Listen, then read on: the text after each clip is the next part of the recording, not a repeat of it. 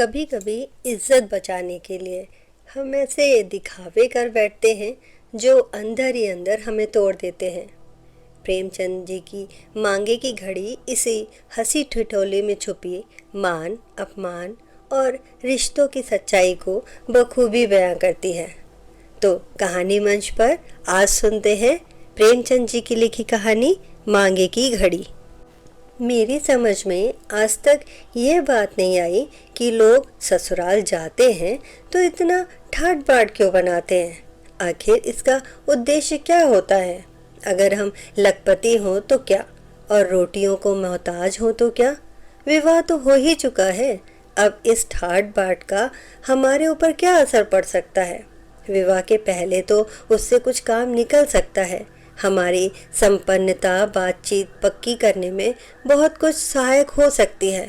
लेकिन जब विवाह हो गया, देवी जी हमारे घर का सारा रहस्य जान गई और निसंदेह अपने माता पिता से रो रो कर अपने दुर्भाग्य की कथा भी कह सुनाई, तो हमारा यह ठाट हानि के सिवा लाभ नहीं पहुंचा सकता।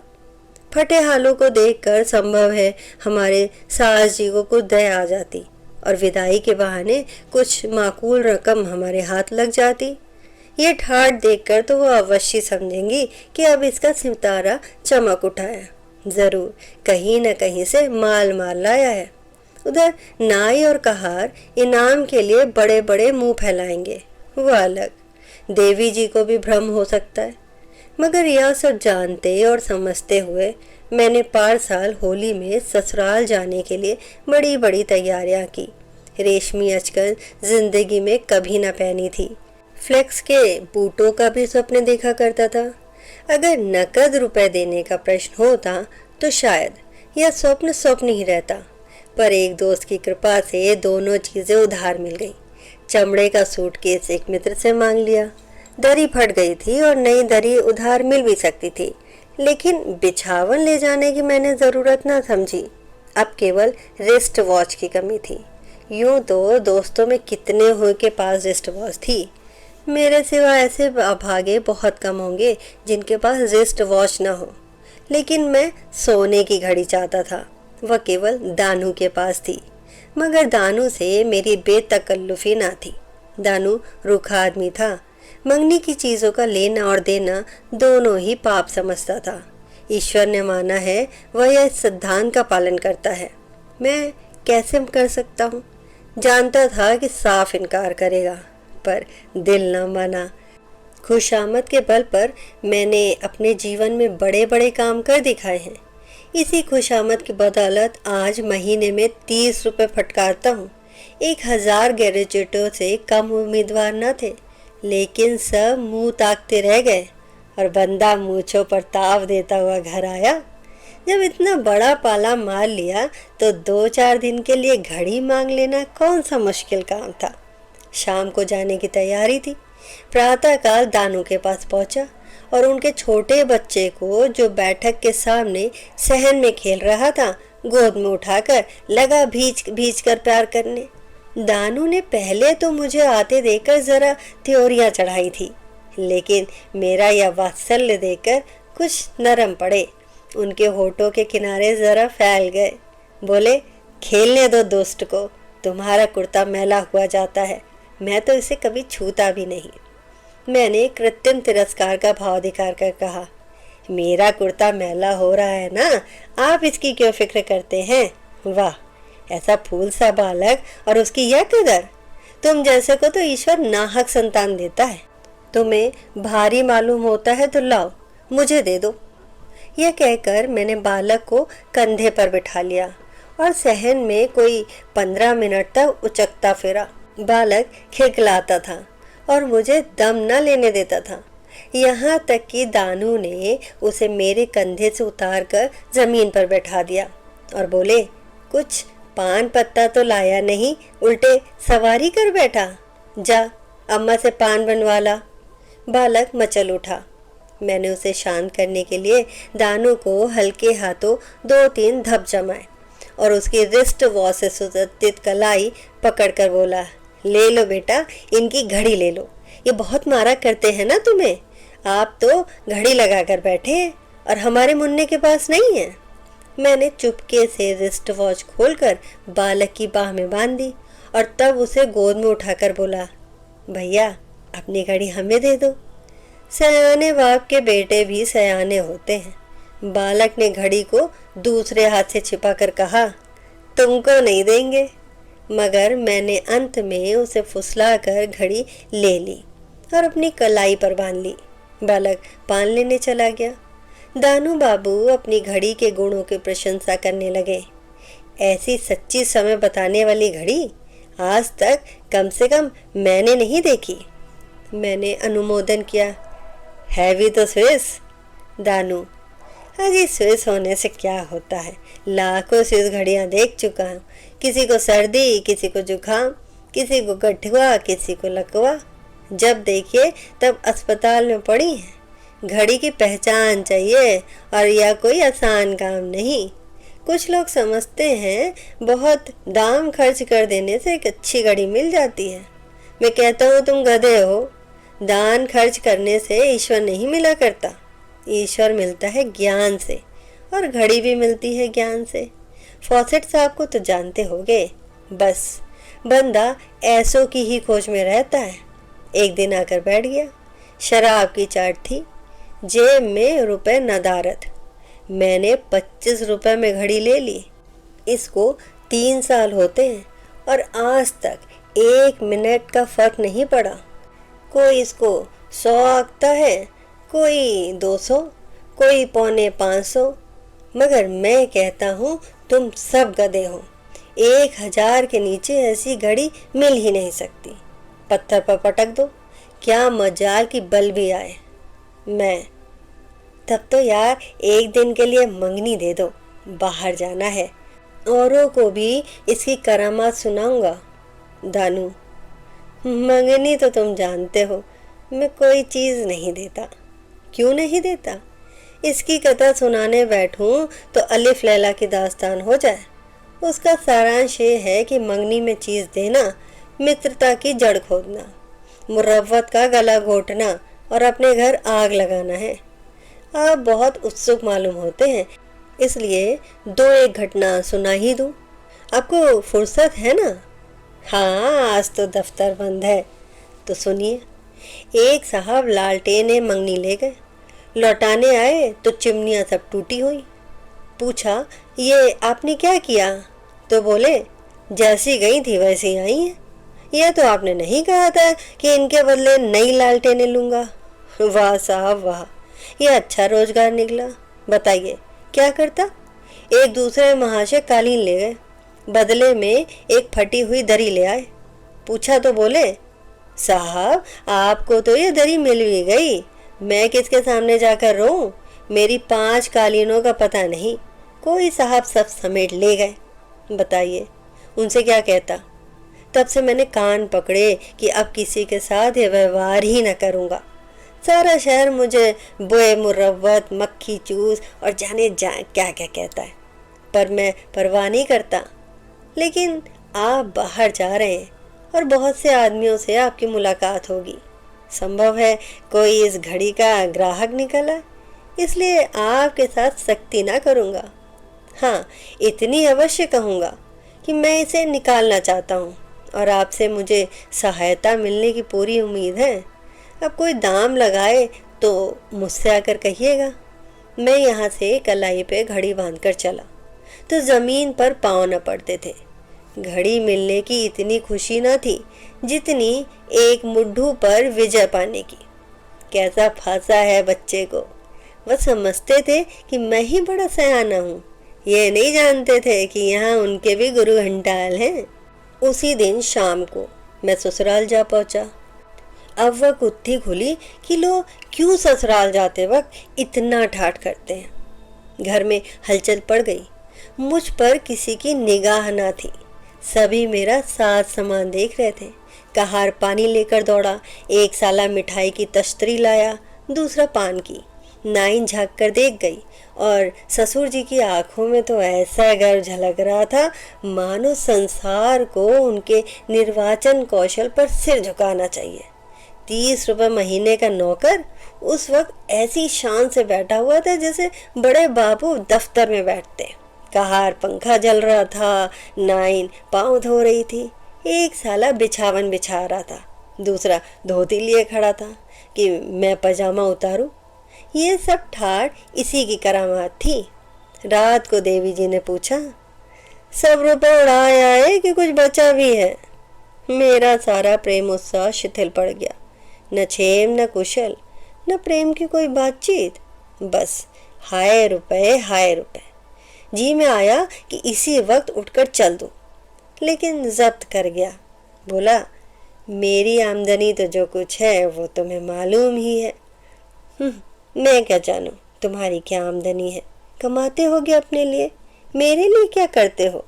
तुम्हें तो भगवान ने औरत बनाया होता तो अच्छा होता। रात दिन कंघी चोटी किया करते, तुम नाहक मर्द बने। अपने शौक सिंगार से बचत ही नहीं, दूसरों की फिक्र क्या करोगे? मैंने झुंझला कर कहा, क्या तुम्हारी यही इच्छा है कि इसी वक्त चला जाऊं? देवी ने त्योरियां चढ़ाकर कहा, चले क्यों नहीं जाते? मैं तो तुम्हें बुलाने ना गई थी, या मेरे लिए कोई रोकड़ लाए हो? मैंने चिंतित स्वर में कहा, तुम्हारी निगाह में प्रेम का कोई मूल्य नहीं, जो कुछ है वह रोकड़ ही है। देवी जी ने त्योरियां चढ़ाते हुए कहा, प्रेम अपने आप से करते होगे, मुझसे तो नहीं करते। तुम्हें पहले तो ये शिकायत कभी ना थी। इससे यह तो तुमको मालूम ही हो गया कि मैं रोकर की परवाह नहीं करती, लेकिन देखती हूँ कि जो जो तुम्हारी दशा सुधर रही है, तुम्हारा हृदय भी बदल रहा है। इससे तो यही अच्छा था कि तुम्हारी वही दशा बनी रहती। तुम्हारे साथ उपवास कर सकती हूँ, फटे चीथड़े पहनकर दिन काट सकती हूँ, लेकिन ये नहीं हो सकता कि तुम चैन करो और मैं मैके में पड़ी भाग्य को रो। मेरा प्रेम उतना सहनशील नहीं है। सालों और नौकरों ने मेरा जो आदर सम्मान किया था, उसे देखकर मैं अपने ठाठ पर फूला न समाया था। अब यहाँ मेरी जो अवहेलना हो रही थी, उसे देखकर मैं पछता रहा था कि व्यर्थ ही सौंग भरा। अगर साधारण कपड़े पहने रोनी सूरत बनाए आता तो बाहर वाले चाहे अनादर ही करते, लेकिन देवी जी तो प्रसन्न रहती। पर अब तो भूल हो गई थी। देवी जी की बातों पर मैंने गौर किया तो मुझे उनसे सहानुभूति हो गई। यदि देवी जी पुरुष होती और मैं उनकी स्त्री, तो क्या मुझे यह किसी तरह भी सहाय होता कि वो तो छैला बनी घूमे और मैं पिंजरे में बंद दाने और पानी को तरसूं? चाहिए यह था कि देवी जी को सारा किस्सा सुना पाता, पर आत्म गौरव ने इसे किसी तरह स्वीकार न किया। सौंग भरना सर्वथा अनुचित था, लेकिन पर्दा खोलना तो भीषण पाप था।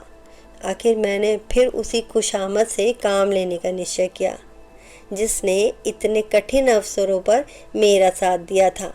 प्रेम पुलकित कंठ से बोला, प्रिय, सच कहता हूँ, मेरी दशा अब भी वही है, लेकिन तुम्हारे दर्शनों की इच्छा इतनी बलवती हो गई थी कि उधार कपड़े लिए, यहाँ तक कि अभी सिलाई भी नहीं दी है। फटे हालों आता संकोच होता था कि सबसे पहले तुमको दुख होगा और तुम्हारे घर वाले भी दुखी होंगे।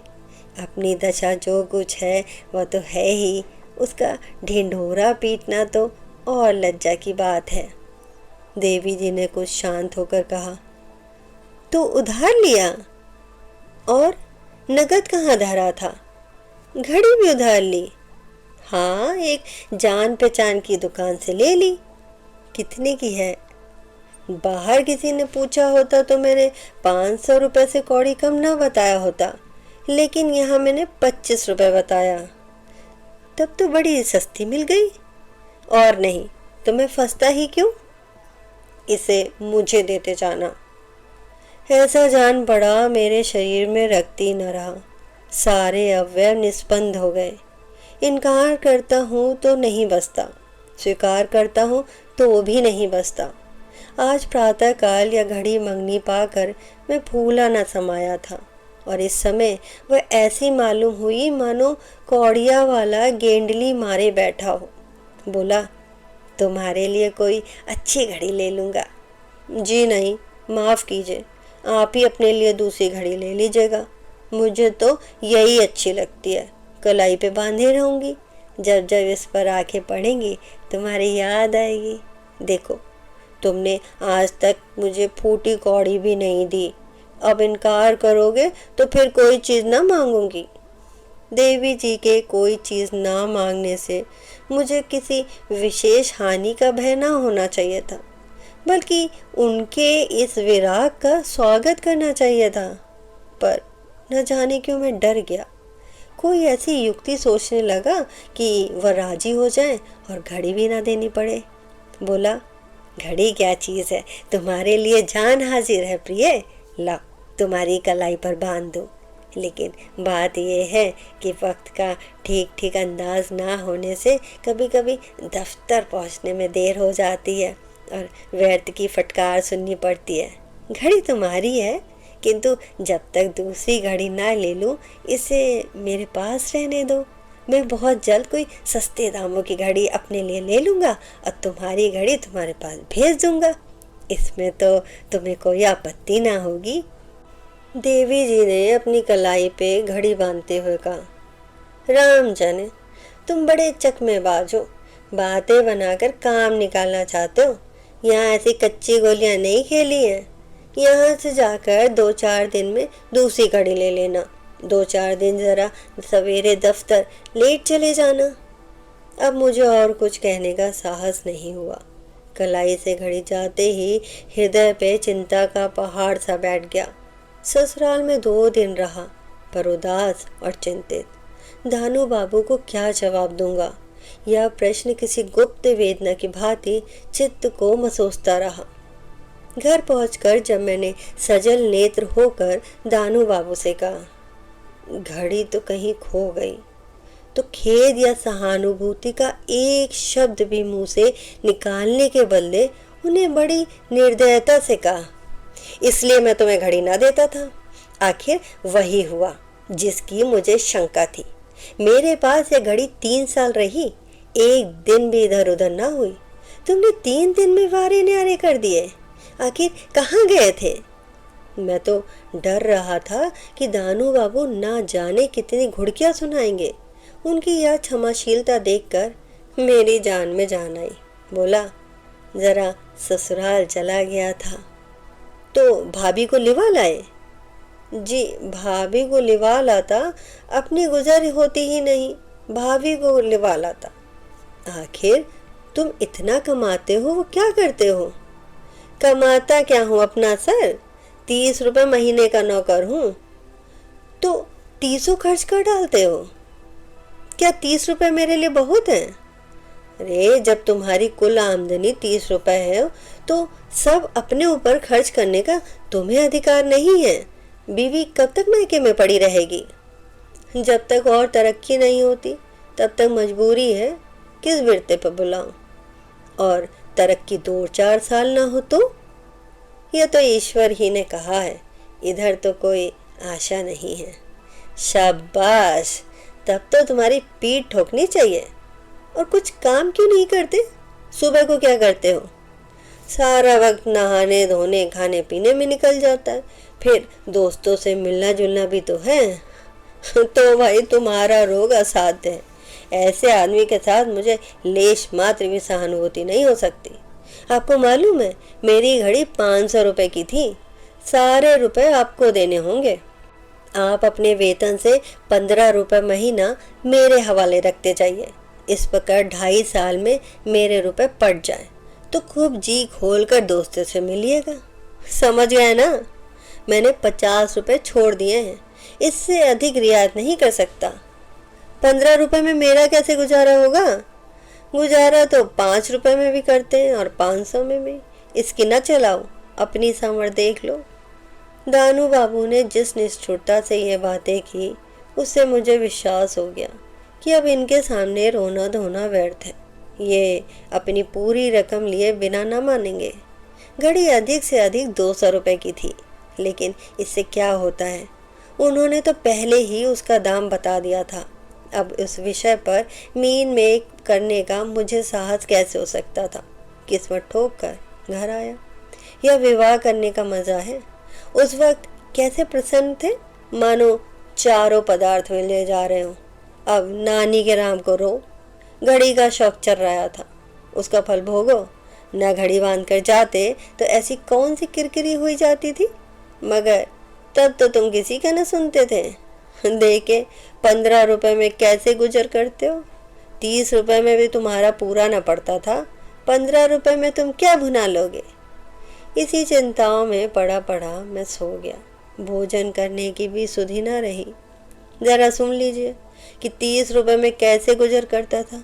20 रुपए तो होटल को दे देता था, 5 रुपए नाश्ते का खर्च, और बाकी 5 रुपए में पान, सिगरेट, कपड़े, जूते, सब कुछ। मैं कौन सा राष्ट्रीय ठाट में रहता था, ऐसी कौन सी फिजूल खर्ची करता था कि अब खर्च में कमी करता। मगर दानू बाबू का कर्ज तो चुकाना ही था। रोकर चुकाता या हंसकर। एक बार जी में आया कि ससुराल में जाकर घड़ी उठा लाऊं, लेकिन दानू बाबू से कह चुका था घड़ी खो गई। अब घड़ी लेकर जाऊंगा तो ये मुझे झूठा और लफाड़िया समझेंगे। मगर यह नहीं कह सकता कि मैंने समझा था कि घड़ी खो गई। ससुराल गया तो उसका पता चल गया। मेरी बीवी ने उड़ा दी थी। हाँ, ये चाल अच्छी थी, लेकिन देवी जी से क्या बहाना करूँगा। उसे कितना दुख होगा। घड़ी पाकर कितनी खुश हो गई थी। अब जाकर घड़ी छीन लाऊं तो शायद फिर मेरी सूरत भी न देखे। हाँ, ये हो सकता है कि दानू बाबू के पास जाकर रोता।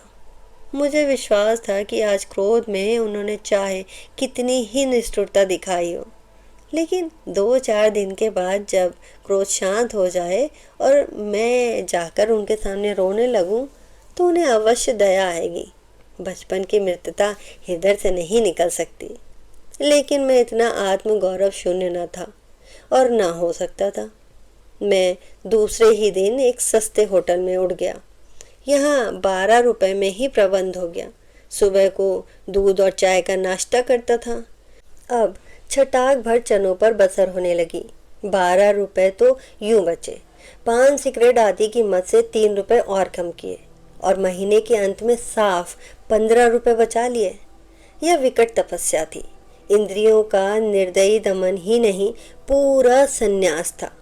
पर जब मैंने ये 15 रुपए ले जाकर दानू बाबू के हाथ में रखे तो ऐसा जान पड़ा मानो मेरा मस्तक ऊंचा हो गया है। ऐसे आनंदपूर्ण आनंद का अनुभव मुझे जीवन में कभी ना हुआ था। दानू बाबू ने सहृदयता के स्वर में कहा, बचाए या किसी से मांग लाए। बचाया है भाई, मांगता किससे। कोई तकलीफ तो नहीं हुई। कुछ नहीं, अगर कुछ तकलीफ हुई भी तो इस वक्त भूल गई। सुबह को तो अब खाली रहते हो, आमदनी कुछ और बढ़ाने की फिक्र क्यों नहीं करते। चाहता तो हूँ कि कोई काम मिल जाए तो कर लूँ, पर मिलता ही नहीं। वहां से लौटा तो मुझे अपने हृदय में एक नवीन बल, एक विचित्र स्फूर्ति का अनुभव हो रहा था। अब तक जिन इच्छाओं को रोकना कष्टप्रद जान पड़ता था, अब उनकी ओर ध्यान भी ना जाता था। जिस पान की दुकान को देखकर चित्त अधीर हो जाता था, उसके सामने मैं सर उठाए निकल जाता था, मानो अब उस सतह से कुछ ऊंचा उठ गया हूँ। सिगरेट, चाय, चाट अब किसी पर भी चित्त आकर्षित न होता था। प्रातःकाल भीगे हुए चने, 2 जून रोटी और दाल, बस इसके सिवा मेरे लिए और सभी चीजें त्याज्य थी। सबसे बड़ी बात तो ये थी कि मुझे जीवन में विशेष रुचि हो गई थी। मैं जिंदगी से बेजार, मौत के मुंह का शिकार बनने का इच्छुक न था। मुझे ऐसा आभास होता था कि मैं जीवन में कुछ कर सकता हूँ। एक मित्र ने एक दिन मुझसे पान खाने के लिए आग्रह किया, पर मैंने ना खाया। तो वो बोले, तुमने तो यार पान छोड़कर कमाल कर दिया। मैं अनुमान भी ना कर सकता था कि तुम पान छोड़ दोगे। हमें भी कोई तरकीब बताओ। मैंने मुस्कुरा कर कहा, उसकी तरकीब यही है कि पान न खाओ। जी तो नहीं मानता, आप ही मान जाएगा। बिना सिगरेट पिए तो मेरा पेट फूलने लगता है। फूलने दो, अपने आप पिचक जाएगा। अच्छा तो लो, आज मैंने पान सिगरेट छोड़ा। तुम क्या छोड़ोगे, तुम नहीं छोड़ सकते। मैंने उसको उत्तेजित करने के लिए शंका की थी। इसका यथेष्ट प्रभाव पड़ा। वह दृढ़ता से बोले, तुम यदि छोड़ सकते हो तो मैं भी छोड़ सकता हूँ। मैं तुमसे किसी बात में कम नहीं हूँ। अच्छी बात है, देखूंगा, देख लेना। मैंने इन्हें आज तक पान या सिगरेट का सेवन करते नहीं देखा। 5वें महीने में जब रुपए लेकर दानू बाबू के पास गया, सच मानो वह टूट कर मेरे गले से लिपट गए। बोले, हो तो यार तुम धुन के पक्के, मगर सच कहना, मुझे मन में कोसते तो नहीं? मैंने हंसकर कहा, अब तो नहीं कोसता, मगर पहले ज़रूर कोसता था। अब क्यों इतनी कृपा करने लगे? इसलिए कि मुझ जैसी स्थिति के आदमी को जिस तरह रहना चाहिए वह तुमने सिखा दिया। मेरी आमदनी में आधा मेरी स्त्री का है, पर अब तक मैं उसका हिस्सा भी हड़प कर जाता था। अब मैं इस योग्य हो रहा हूँ कि उसका हिस्सा उसे दे दूँ या स्त्री को अपने साथ रखूँ। तुमने मुझे बहुत अच्छा पाठ दे दिया। अगर तुम्हारी आमदनी कुछ बढ़ जाए तो फिर उसी तरह रहने लगोगे? नहीं, कदापि नहीं। अपनी स्त्री को बुला लूँगा। अच्छा, तो खुश हो जाओ, तुम्हारी तरक्की हो गई है। मैंने अविश्वास के भाव से कहा, मेरी तरक्की अभी क्या होगी? अभी मुझसे पहले के लोग पड़े नाक रगड़ रहे हैं। कहता हूँ मान जाओ, मुझसे तुम्हारे बड़े बाबू कहते थे। मुझे अब भी विश्वास न आया, पर मारे कौतूहल के पेट में चूहे दौड़ रहे थे। उधर दानू बाबू अपने घर गए, इधर मैं बड़े बाबू के घर पहुंचा। बड़े बाबू बैठ अपनी बकरी दूह रहे थे। मुझे देखा तो झेपते हुए बोले, क्या करे भाई, आज ग्वाला नहीं आया, इसलिए ये बला गड़े पड़ी। चलो बैठो। मैं कमरे में जा बैठा। बाबूजी भी कोई आध घंटे के बाद हाथ में गुड़गुड़ी लिए निकले और इधर उधर की बातें करते रहे। आखिर मुझसे ना रहा गया। बोला, मैंने सुना है मेरी कुछ तरक्की हो गई है। बड़े बाबू ने प्रसन्न होकर कहा, हाँ भाई, हुई तो है। तुमसे दानू बाबू ने कहा होगा। जी हाँ, अभी कहा है, मगर मेरा नंबर तो अभी नहीं आया। तरक्की कैसे हुई? ये ना पूछो, अफसरों की निगाह चाहिए, नंबर संबर कौन देखता है। लेकिन आखिर मुझे किसकी जगह मिली? अभी कोई तरक्की का मौका भी तो नहीं। कह दिया भाई, अफसर लोग सब कुछ कर सकते हैं। साहब एक दूसरी मत से तुम्हें 15 रुपए महीना देना चाहते हैं। दानू बाबू ने साहब से कुछ कहा सुना होगा। किसी दूसरे का हक मारकर तो मुझे रुपए नहीं दिए जा रहे हैं। नहीं, ये बात नहीं, मैं खुद उसे मंजूर ना करता। महीना गुजरा, मुझे 45 रुपए मिले, मगर रजिस्टर में मेरे नाम के आगे वही 30 रुपए लिखे थे। बड़े बाबू ने अकेले बुलाकर मुझे रुपए दिए और ताकीद कर दी कि किसी से कहना मत, नहीं तो दफ्तर में बवाल मच जाएगा। साहब का हुक्म है कि ये बात गुप्त रखी जाए। मुझे संतोष हो गया कि किसी सहकारी का गला घोटकर मुझे रुपए नहीं दिए जा रहे। खुश खुश रुपए लिए सीधा दानू बाबू के पास पहुंचा। वे मेरी बाछे खिली देखकर बोले, मार लाए तरक्की, क्यों? हाँ यार, रुपए तो 15 मिले, लेकिन तरक्की नहीं हुई, किसी और मत से दिए जा रहे हैं। तुम्हें रुपए से मतलब है, चाहे किसी मत से मिले। तो अब बीवी को लेने जाओगे ना? नहीं, अभी नहीं। तुमने तो कहा था आमदनी बढ़ जाएगी तो बीवी को लाऊंगा, अब क्या हो गया? मैं सोचता हूँ पहले रुपए पटा दूँ, अब से 30 रुपए महीना देता जाऊँगा, साल भर में पूरे रुपए पट जाएंगे, तब मुक्त हो जाऊँगा। दानू बाबू की आंखें सजल हो गई। मुझे आज अनुभव हुआ कि उनकी इन कठोर आकृति के नीचे कितना कोमल हृदय छिपा हुआ था। बोले, नहीं, अब की मुझे कुछ मत दो, रेल का खर्च पड़ेगा, वो कहाँ से दोगे? जाकर अपनी पत्नी को ले आओ। मैंने दुविधा में पड़कर कहा, यार अभी ना मजबूर करो, शायद किस्त ना अदा कर सकूं। दानू बाबू ने मेरा हाथ पकड़कर कहा, तो कोई हरज नहीं। सच्ची बात यह है कि मैं अपनी घड़ी के दाम पा चुका। मैंने तो उसे 25 रुपए ही दिए थे, उस पर 3 साल काम ले चुका था। मुझे तुमसे कुछ ना लेना चाहिए था। अपनी स्वार्थपरता पर लज्जित हूँ। मेरी आंखें भी भर आई। जी में तो आया घड़ी का सारा रहस्य कह सुनाऊं, लेकिन जब्त कर गया। गदगद कंठ से बोला, नहीं दानू बाबू, मुझे रुपए अदा कर लेने दो। आखिर तुम उस घड़ी को 400-500 रुपए में बेच लेते या नहीं? मेरे कारण तुम्हें इतना नुकसान क्यों हो? भाई अब घड़ी की चर्चा ना करो, ये बताओ कब जाओगे? अरे तो पहले रहने का तो ठीक कर लूं। तुम जाओ, मैं मकान का प्रबंध करके रखूंगा, मगर 5 रुपए से ज़्यादा किराया ना दे सकूंगा। शहर से ज़रा हटकर सस्ता मकान मिल जाएगा। अच्छी बात है, मैं सब ठीक करके रखूंगा। किस गाड़ी से लौटोगे? अभी क्या मालूम, विदाई का मामला है, शायद बने ना बने, या लोग एक आध दिन रोक ही ले। तुम क्यों झंझट में पड़ोगे? मैं 2-4 दिन में मकान ठीक करके चला जाऊंगा। जी नहीं, आप आज जाइए और कल आइए। तो उतरूंगा कहाँ? मैं मकान ठीक कर लूँगा, मेरा आदमी तुम्हें स्टेशन पर मिलेगा। मैंने बहुत हिले हवाले किए, पर उस भले आदमी ने एक न सुनी। उसी दिन मुझे ससुराल जाना पड़ा। मुझे ससुराल में 3 दिन लग गए। चौथे दिन पत्नी के साथ चला। जी में डर रहा था कि कहीं दानू ने कोई आदमी न भेजा हो तो कहाँ उतरूंगा, कहाँ को जाऊंगा। आज चौथा दिन है। उन्हें इतनी क्या गरज पड़ी है कि बार बार स्टेशन पर अपना आदमी भेजे? गाड़ी में सवार होते समय इरादा हुआ कि दानू को तार से अपने आने की सूचना दे दूं, लेकिन 12 आने का खर्च था, इसे हिचक गया। मगर जब गाड़ी बनारस पहुंची तो देखता हूँ कि दानू बाबू स्वयं कोट हैट लगाए 2 कुलियों के साथ खड़े हैं। मुझे देखते ही दौड़े और बोले, ससुराल की रोटियां बड़ी प्यारी लग रही थी क्या? 3 दिन से रोज दौड़ रहा हूँ, जुर्माना देना पड़ेगा। देवी जी सर से पांव तक चादर ओढ़े गाड़ी से उतरकर प्लेटफॉर्म पर खड़ी हो गई थी। मैं चाहता था जल्दी से गाड़ी में बैठकर यहाँ से चल दूँ। घड़ी उनकी कलाई पर बंधी हुई थी। मुझे डर लग रहा था कि कहीं उन्होंने हाथ बाहर निकाला और दानू की निगाह घड़ी पर गई तो बड़ी झेप होगी। मगर तकदीर का लिखा कौन टाल सकता है। मैंने देवी जी से दानू बाबू की सज्जनता का खूब बखान किया था। अब जो दानू उनके समीप आकर संदूक उठाने लगे तो देवी जी ने दोनों हाथों से नमस्कार किया। दानू ने उनकी कलाई पर घड़ी देख ली।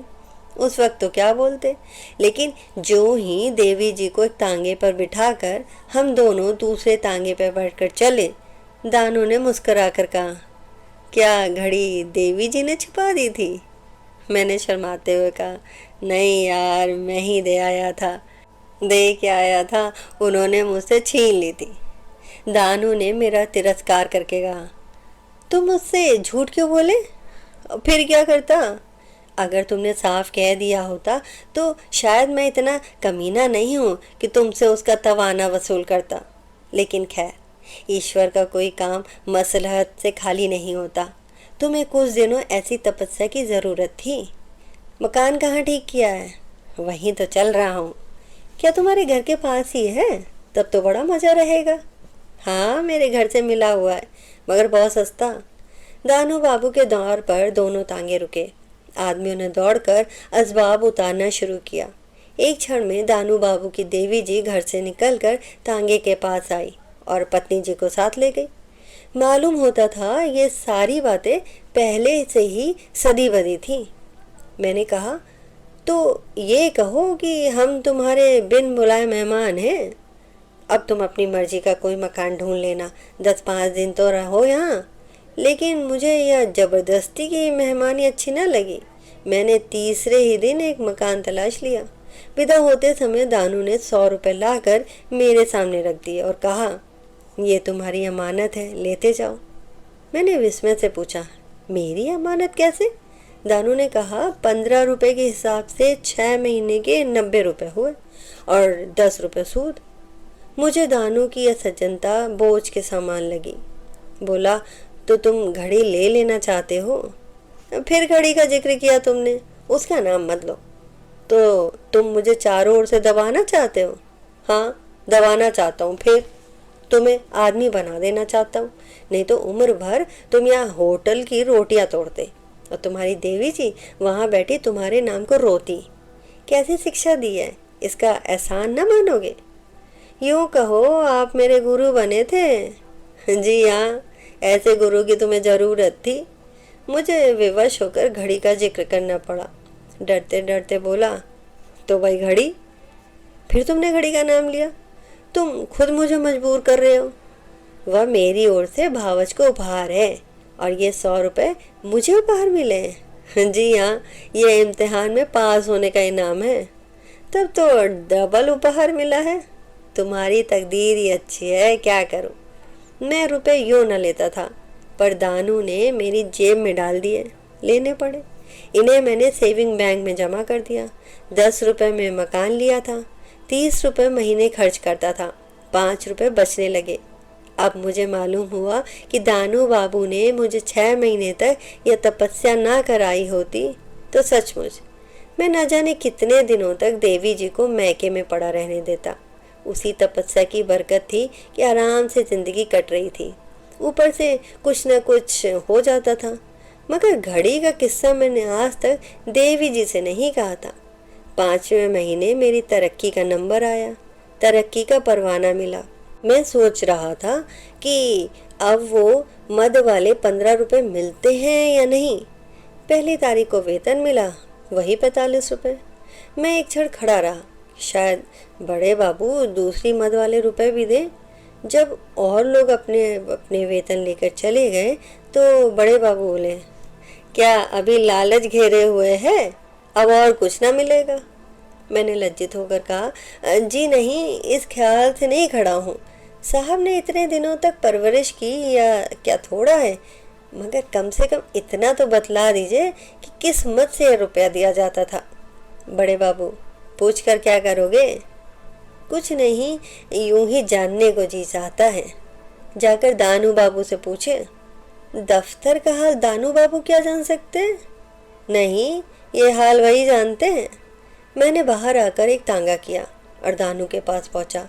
आज पूरे 10 महीने बाद मैंने तांगा किराए पर किया। इस रहस्य को जानने के लिए मेरा दम घुटा जा रहा था। दिल में तय कर लिया था कि अगर यह षड्यंत्र रचा होगा तो बुरी तरह खबर लूँगा। आप बगीचे में टहल रहे थे, मुझे देखा तो घबरा कर बोले, कुशल तो है, कहाँ से भागे आ रहे हो?